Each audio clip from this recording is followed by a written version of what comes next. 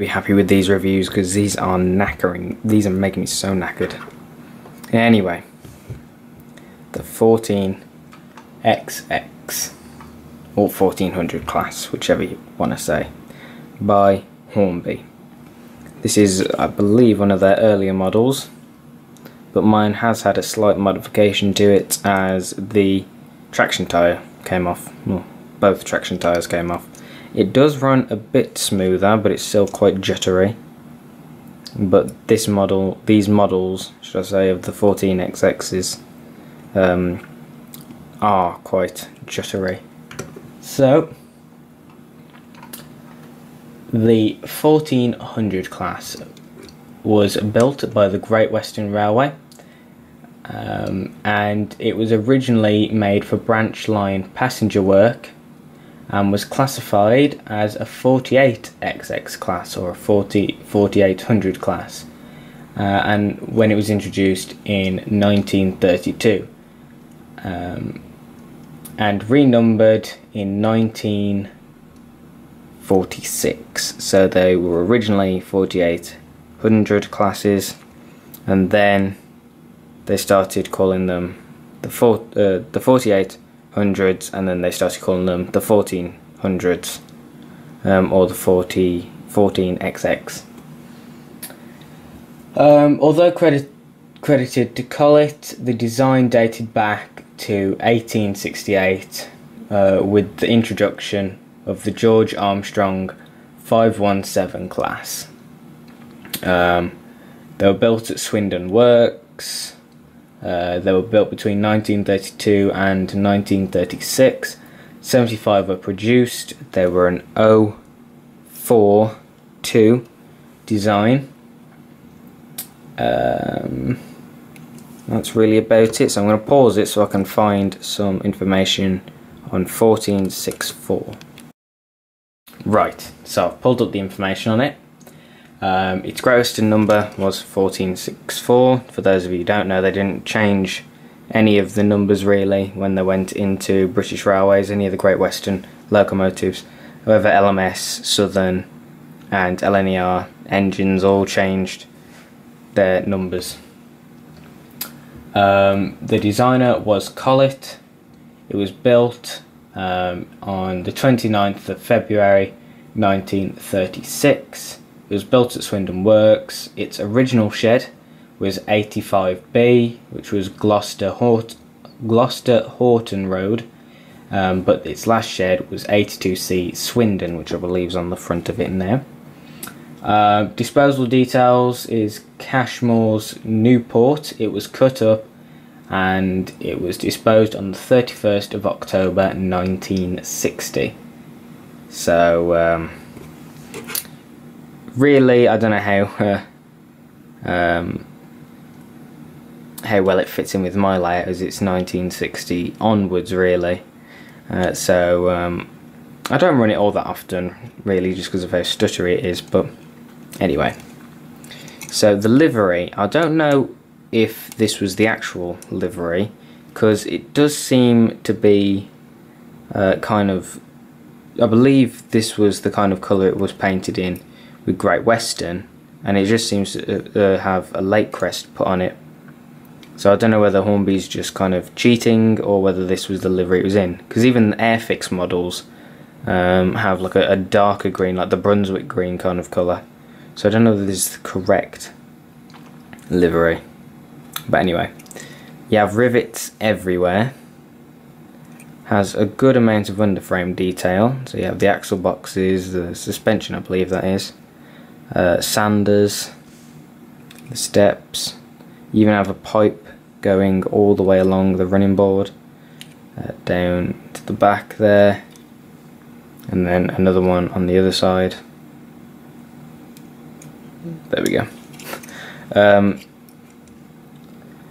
Everything seems to be moulded, like there's very few separately fitted items, like the toolbox is moulded onto the wheel arch, the steps are even moulded onto the tanks, the steps are moulded onto the bunker, the buffers are not sprung, and on mine it's second hand and the front coupling seems to have come off. It's a medium tension lock. As usual with Great Western locomotives, the vacuum pipe seems to go into the running board. Let's just see what it is. Yep, that looks like 82C, so this was the Swindon version. I don't know whether it's a metal funnel or whether it's plastic. I think it's metal, but they haven't done a very good job of kind of making the funnel matte. It's a very shiny funnel, whereas all the rest of the locomotive is just like matte. Separately fitted handrails going all the way along. Is that a separately fitted handrail there? Nope, it's moulded on. The handrails up to the cab are separately fitted though, and it has these two bits here. I still don't know what these are. The very iconic Great Western safety valve dome. And then behind that you have separately fitted whistles and the whistle guard. The whistles were actually two-tone, so you'd have one lever in the cab for one whistle, then another lever in the cab for the other whistle. So if you've ever watched Titfield Thunderbolt and it has that two-tone whistle, basically they're having someone pull two chains on it to make the whistle. They're in preservation. It's, I don't know, it's quite rare for them to do both. I mean, if it's a special occasion, I guess they'd probably do both, but normally they just pull the one. There's no windows in the cab, which is very disappointing. It's just a bit lazy, really. I don't know what that is. I don't know if it's on the actual, I'm sure it's on the actual locomotive, but you have the grated windows, and the coal's not very realistic. I might send it off and get it weathered a bit just to hide the paint, because to be honest I don't really like this paint. It's just a bit of a horrible green. I prefer the Brunswick green, but I might weather it myself. I might get it sent off. I don't know yet. It has the very iconic 1400 or 14XX dome there.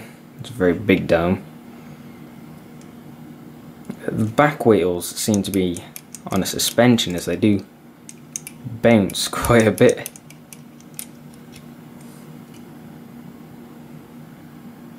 So yeah, that's the 14XX, and I'm going to put it on the track. If you'd like to know any more about the model, leave a comment down below. So yeah, now it's time to run it. Once again, this model's not very strong, so I'm putting it on the same train as the one that the Terrier pulled. So as you can see, it's quite smooth, but then if there's any dirt on the track, it just dies. I'm going to make it go a bit fast. See?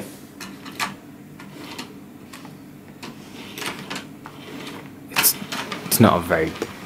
I think Hornby, I don't know whether they've redesigned the motor, but the motor in it's not the best. I really think they should redo the whole model.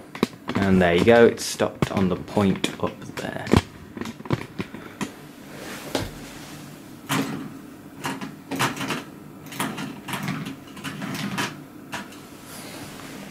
Turn the power up a bit.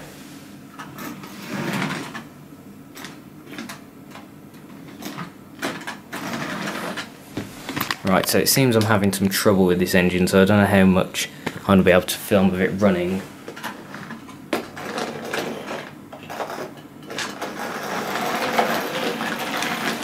And it's not as if the track's dirty either. I actually cleaned it Sunday, which was yesterday.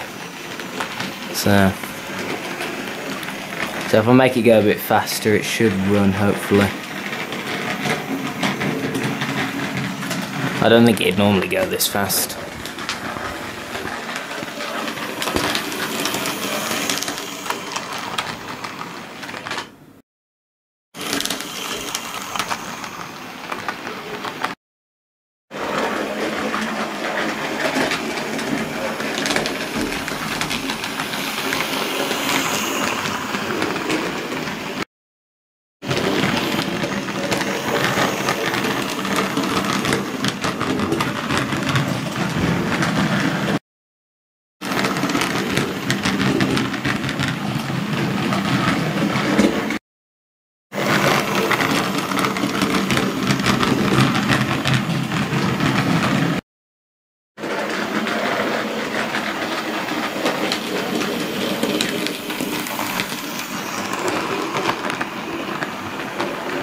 Right, so the 14XX by Hornby.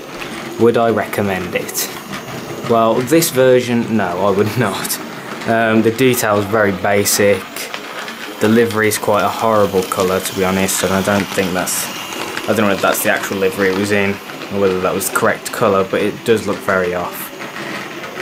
I'd probably recommend going for one of the older models, as when James did a review of his, which I believe is an Airfix one, it seemed to run okay, and I don't know how the new models run, so I'd look into it before you buy a 14XX if you're looking for one.